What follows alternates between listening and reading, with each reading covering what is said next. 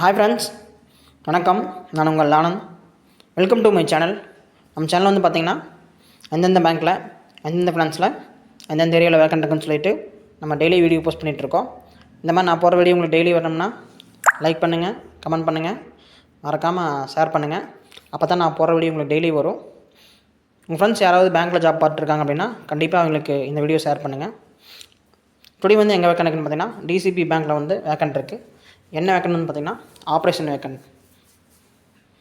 Asset டிவிஷனில் வந்து vacant இருக்குது, ஆப்ரேஷன் ஒர்க் இருக்குது. எந்த லொக்கேஷன் வந்து பார்த்தீங்கன்னா கோயம்புத்தூர் லொக்கேஷன்.